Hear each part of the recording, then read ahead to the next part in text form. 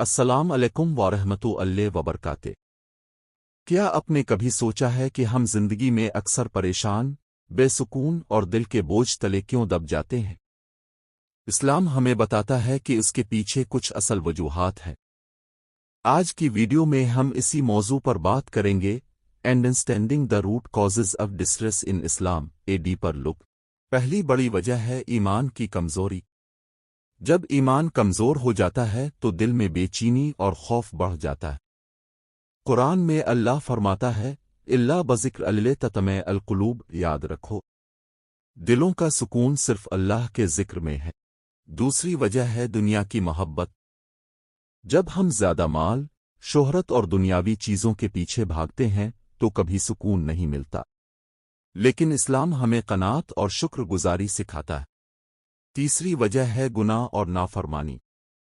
نبی نے فرمایا کہ جب انسان گناہ کرتا ہے تو دل پر ایک سیاہ دھبا لگ جاتا ہے۔ یہی دھبے بڑھتے بڑھتے دل کو بے سکون کر دیتے ہیں۔ چوتھی وجہ ہے توکل کی کمی۔ ہم اکثر ماضی پر افسوس اور مستقبل کی فکر میں الجھے رہتے ہیں، لیکن حقیقت یہ ہے کہ سکون صرف اللہ پر بھروسے میں ہے۔ پانچویں وجہ ہے نماز اور ذکر سے غفلت۔ نماز اور ذکر دل کو طاقت دیتے ہیں۔ جب ہم ان کو چھوڑ دیتے ہیں تو اندر ایک خالی پن پیدا ہو جاتا ہے۔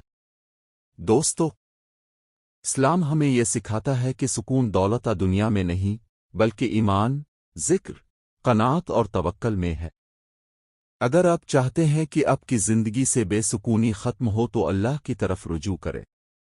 اگر یہ ویڈیو آپ کو اچھی لگی تو لائک کریں، شیئر کریں اور چینل کو سبسکرائب ضرور کریں تاکہ مزید اسلامی ویڈیوز اب تک پہنچتی رہیں۔